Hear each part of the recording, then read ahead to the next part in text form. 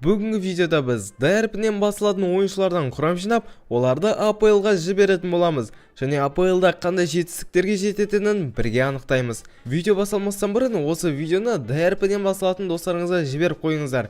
Ендеше біз видеомызды бастаймыз. Ендеше алғашқы ойыншыға тоқталсақ, ол бізде Манчестер Ситидің қақпасын қорғайтын Донарума, итальяндық 26 жасар қақпашы. Және біз осы қақпашыны сатып алуға тырысатын боламыз. Донаруманың нарықтағы құны 97 миллион евроны құрайды екен. Қазір біз оған енді 130 миллионды ұсынып көрейік, келісетін шығар. Міне бірден келісті. Міне бізге өте жоғары деңгейдегі қақпашы қосылды. Өзінің жоғары деңгейін әрі қарай да көрсете береді деген ойдамыз. Ендеше көп созбай-ақ қояйық, қорғаушыларға қарай өтейік. Бізде алғашқы қорғаушы Баварияның сапында өнер көрсететін канадалық Дэвис, және оның жасы 24-те екен. Қазір дәл осы ойыншыны қатарымызға қосу үшін бар күшімізді саламыз. Дэвистің нарықтағы құны 53 миллионды құрайды екен. Жалпы, біраз ақша. Қазір біз оған 65 миллионды ұсынып көрейік. Келісетін шығар деп ойлаймын. Қазір көрейік, келісеме жоқ па? Және біздің бұл ұсынысымызға келісті. Тамаша. Міне көріп тұрғандарыңыздай Дэвис қатарымызға қосылды. Бұл біздің құрамдағы алғашқы қорғаушы. Енді келесі қорғаушыларға өте берейік. Келесі қорғаушы бізде тағы бір Манчестер Ситидің ойыншысы Рубен Диаш, 28 жастағы керемет қорғаушы.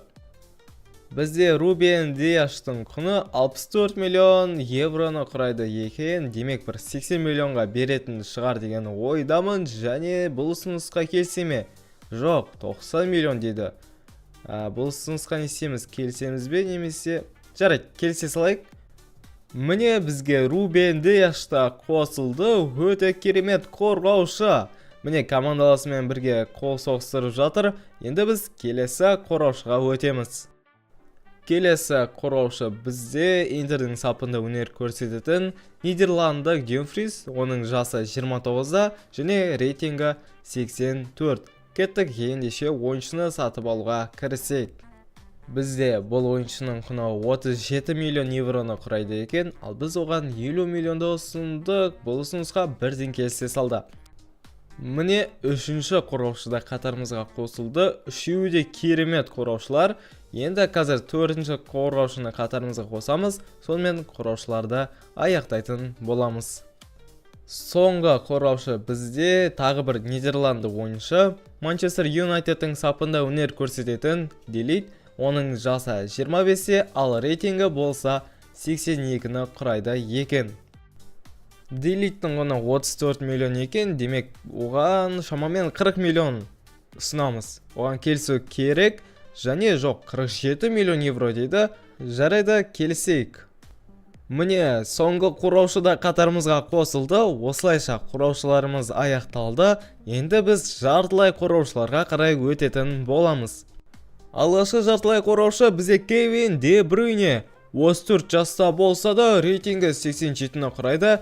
Және дәл қазіргі таңда Наполидің намысын қорғайды. Кеттік, сатып алайық.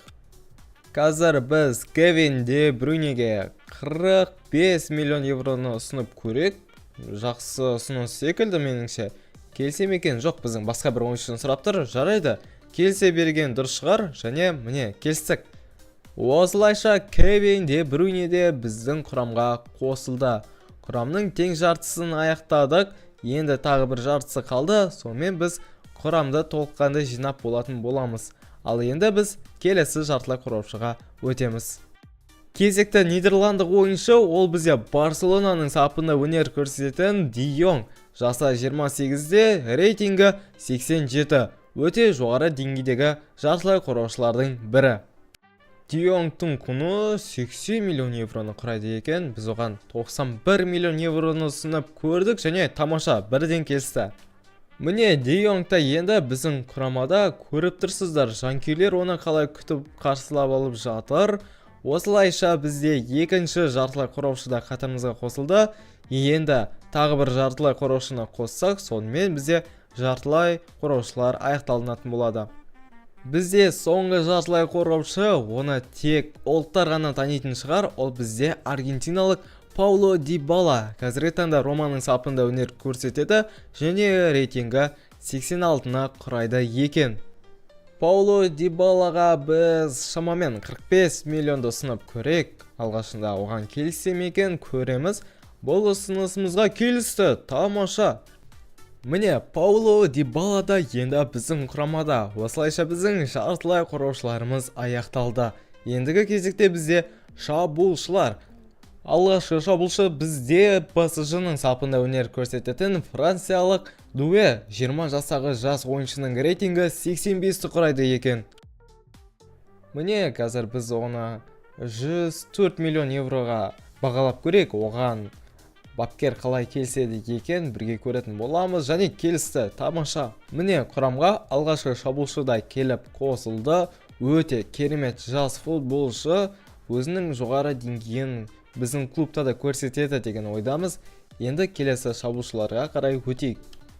Келесі шабуылшы бізде Баварияның сапында өнер көрсететін колумбиялық Луис Диас, және оның рейтингі бізде 85-ті құрайды.